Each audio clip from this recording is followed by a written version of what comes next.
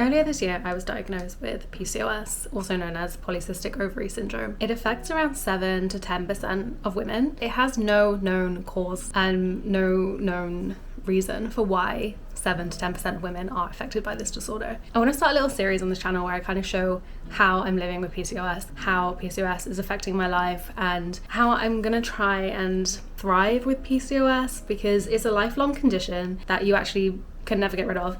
You can kind of like control the symptoms, but at the end of the day, you will always have PCOS, which is not great, but it's something that I and many other women have to learn to live with and do the best that we can. Today, I thought I would share the beginning of the journey, how I found out I had PCOS, what led to my diagnosis, how I got diagnosed, everything that kind of got me to the point of knowing that I have PCOS. And then going forward in other episodes of the series, I will go into what I'm doing in the future, how I'm feeling, just general like PCOS Life Diaries.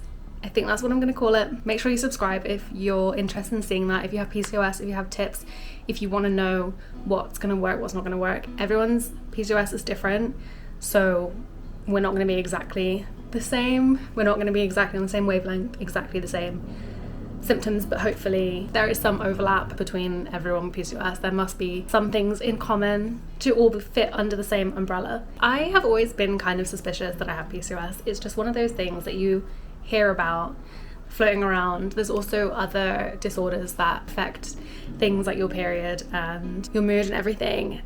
And I just always kind of had a feeling that I had something wrong with me, because I've always struggled with those kind of things, but I never really thought it was too serious. Like, I don't know, sometimes it feels like, especially with women's health, it can feel like you're kind of ignored, or there's just not a lot of research into problems specifically for women, and even a lot of illnesses and disorders are mostly researched on men. So just generally there's not a lot of things for women. It's why it takes women longer to get diagnosed for things. They're also not treated the same for pain. Like, it's just a whole issue that I'm not going to get into now, but I just feel like women's health is really not prioritized. And even in myself, like, I don't really prioritize, or haven't been prioritizing myself, which is no one's fault but mine. Anyway, where did this all start? How did I get diagnosed? I basically went to the doctors, not because of anything, except I was just getting like a smear test every 3 years, you know? Yeah, just routine checkup. And the woman doing the test, she asked me what did she ask me? Something about my periods. Are they regular, or when was the last time I had one? I think it was both those questions actually, because I remember pulling up my app. She asked me if my periods are regular, and I kind of gave like a non-answer of like, yeah, like most of the time they are, kind of, they're fine. But she was like, no, like, what do you mean by that? Like, why are you saying that? It's a yes or no question. And so the answer was no, but I showed her my tracking app, and it basically showed how, like, sometimes I would just have them really close together, be like a week off, and then I'd be back on, which is horrible, honestly. Would not recommend. So she was like, that's not normal. Like, have you seen anyone about this? Have you been to the doctor about this? I hadn't, but I was thinking about it. But it was one of those things where I was like, oh, if it happens again, I will go. Rather than being like, oh, this has happened a couple times now, I should go now. I'm always like, oh, I'll wait until the next time and then I'll go. It's the same with like other things. Like, I get really bad period pain, and I just every month kind of forget about it until it's happening, and then I'm like, I should go to the doctor, and then once it stops I forget, and it's just like an endless cycle. But at the same time, I just think to myself, they're gonna tell me to go on the pill, and I don't want to be on the pill. That's just kind of like I'm blocking my own care in a way, but I just don't think that they would help me. She was like, that's not normal behavior for your body, you shouldn't be doing that. I'm gonna refer you for a blood test. I actually got the blood test done the same day. Like, I just booked on my phone a blood test, went to the hospital, got it done, got my results a week or so later. It came back with high prolactin, which is not meant to be high, but I don't think it was like super high. It was just like higher than normal. So they decided that they needed to test again just to be sure. They made me book a second blood test, but the second one had to be in the afternoon, whereas the first one I did in the morning. I was kind of annoyed because I was like, why didn't they make me go in the afternoon in the first place? They could have told me that I needed to go in the afternoon. But I don't know if like the levels must like fluctuate throughout the day, so they wanted to check if it's high throughout or just high in the morning. I don't know if it's something that like varies a lot I'm not a doctor. Obviously, I'm not a doctor. So yeah, I got the blood test done again. Yeah, and then I got the results and they were the same. It was still high. I think it wasn't as high, but it was still high. I was really kind of worried that they were gonna kind of brush over it. So I was like really kind of advocating for myself and being like, okay, so like what's next? Like what other tests can you do to try and figure out what's going on? Could there be something wrong? So they referred me for an ultrasound. But honestly, they were kind of hesitant to do so because my prolactin level was very borderline high. I think it was very close to being normal. It was just slightly elevated. So they weren't really like concerned, but I Googled high prolactin, specifically like in women who are not pregnant, because I think when you're pregnant you have higher levels. And oh my god, like never Google things. I know people say it, but it just was not good. And I was like, oh my god, I could have this. So I was a bit like freaked out. They said we could do an ultrasound. I was like, yes, like I really pushed forward for that. I like misunderstood and I thought they were going to send me a letter, and then with the letter I was going to make an appointment, but the hospital actually phoned me to give me like a last minute appointment for the ultrasound. I was very surprised about it. I never got a letter about any of this stuff. So then like a week or two later, I went to the hospital, got the ultrasound, which I didn't realize is like inside you kind of ultrasound. I thought it was like on the belly. I don't really know. I was just fooled by TV where I just thought they just squirt on the belly. But obviously if it's something that's like inside you, I guess they need to be inside you. I don't really know. Like it was weird, but I think they do that sometimes if you're like very early in pregnancy, and also to see your ovaries when you're not pregnant.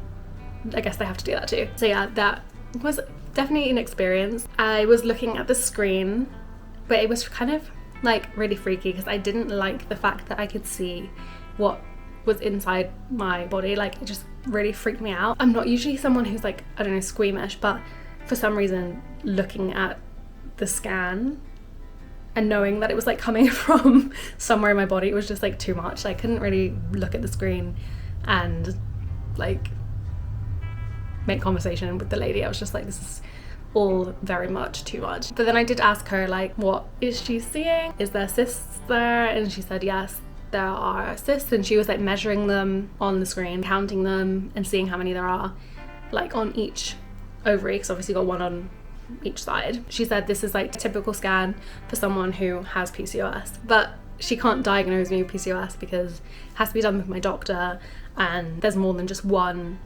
criteria to be diagnosed. To be diagnosed with PCOS, you have to have 2 out of these 3 symptoms. So number 1 is signs or symptoms of high androgens, like extra facial hair, body hair, hair loss on your head, or like a blood test that shows high testosterone. So that's one sign.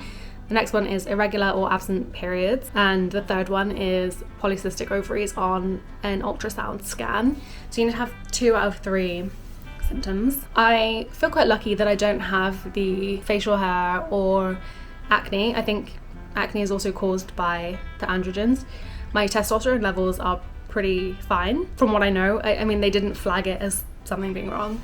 I did have the other 2 symptoms. So yeah, I left that appointment thinking, okay, yes, I definitely have PCOS. I want the doctor to confirm that I have it, but I also don't really need them to, because like I know in my heart of hearts, I know that this is what I have. So I just waited patiently for the doctor to call me. They didn't contact me for like 2 weeks, which actually made me really nervous, because part of me is like, if it was urgent and something was really bad, they would call me and they would tell me.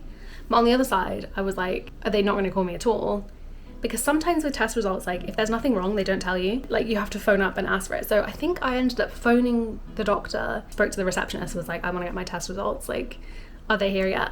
And then the doctor called me after. She basically said that with all of my tests together and the fact that I had the irregular periods from the beginning, which was like my first symptom that I told them about, I do have PCOS. So it now says on my medical record that I have PCOS as one of my illnesses, I guess. So yeah, she spoke to me about it a little bit, and then she told me that if I want to get pregnant at any point in the future, I should call the doctors and they will be able to prescribe me something that will help with PCOS symptoms and basically help me get pregnant, because when you have PCOS, it's difficult to get pregnant. But I'm not interested in having children. Like, I'm not planning to have children, so I will not be making that call. So basically the doctors are not going to help me with my PCOS because I'm not going to be trying to get pregnant, which is really frustrating, because why should I need to be getting pregnant to be getting help with a condition that I'm going to have for the rest of my life, or like, I guess until menopause, which could be like 30 years. Oh my god. It's a really long time. The advice that I was given, other than to call them if I want to get pregnant, is to eat whole foods, plant-based diet, try to avoid ultra-processed foods, and to have a good exercise routine where I'm moving my body, I'm eating well. So basically eat well, move more, which is fine, but I feel like it doesn't really solve much. There is a whole idea that you being overweight makes your PCOS worse. But at the same time, PCOS can cause you to gain weight and make it really, really hard to lose weight. So it's kind of like a double-edged sword. She didn't tell me to lose weight. I actually never saw my doctor, other than the nurse who did my smear test, who referred me for the first blood test. I saw her, and I saw the woman who did the ultrasound, but I did not see my doctors. Every single conversation I had was over the phone. So they don't know if I'm overweight. I am or not. So their advice was kind of like just general blanket advice. Do I think losing weight will help me with my PCOS? Yes, probably it will. But like I said, it's definitely difficult. It's more effort. I have done some research around the different types of PCOS, and oh my god, the PCOS internet search is such a wormhole. There is so much information. There's so many articles, so many people telling you things that work, things that don't work. It's just honestly like my head could have exploded. There's just so much stuff, and there's actually not much research-based things. It's just a lot of people saying that something helps them or that something doesn't. And I do think every single person who gets diagnosed with this is going to face the same struggle that I did, where you don't know what's going to work, you don't know how it's going to help you. You just have to kind of go in and try and figure stuff out. That's why I'm starting this little series, because I need to kind of take control back now. I just feel like I've spiraled. I don't know what I'm doing. I don't know who I am. I don't really recognize myself in the mirror anymore. I feel like I gained so much weight over the last couple years, and I think it's to do with my PCOS. I think that I have developed some kind of like insulin resistance. From what I've read, that's what I'm kind of like inferring from the things that I've read, that I have this insulin resistance, which is making it really hard to lose weight. But at the same time, PCOS can also make you tired, make you feel lazy, and it's just, I feel like it's really hard to be in control and follow all of the things that you need to follow. So yeah, I really want to kind of document and share my journey. I want to be honest, I want to be open, and I want to hopefully actually help other people and help myself. That is the goal. So yeah, that is the diagnosis story. I now have it. I have basically no guidance other than eat healthily, exercise more, and I'm definitely going to do those things. I'm definitely going to try and take control back of my life, my health, everything that will hopefully pull me out of this funk. I just feel so like out of control, which is not a nice feeling, and I'm just really hopeful that it will go away. And I'm sure it will. I just think I need to work on myself, but it needs to be like a lifestyle shift. I can't just do like a quick fix thing. I need to really change my habits, change my lifestyle, change everything. I think I was kind of scared before, and I always hid behind the PCOS diagnosis of like, oh, it's just my PCOS, or like, oh yeah, I do this because I have PCOS. And I just don't think that cuts it. Like, I just don't think that is helping me in any way. It's just giving me an excuse. Like, I just want to live my life happily, rather than the PCOS like controlling my life. I want to control the PCOS in my life. It's always going to be there. It's always going to be something that I have to deal with, but I want it to be like low level. Don't think about it too much. Just like, I want it to be like in the background, not in my face every single day. So please make sure you subscribe if you're new to my channel and you have PCOS, or you're interested in watching my journey from like me now to me in the future, where I am thriving and I know everything about PCOS, women's health, and just everything. I definitely want to read some more books. I want to try different things. I want to experiment and see what works. I know it's not going to be an easy journey, and I know that I'm going to struggle, and there's going to be days when I just don't want to do the things that I need to do in order to be like this idealized version of myself that I have in my mind. I just need to find my way to being that girl. So thank you for watching episode 1 of the PCOS Life Diaries.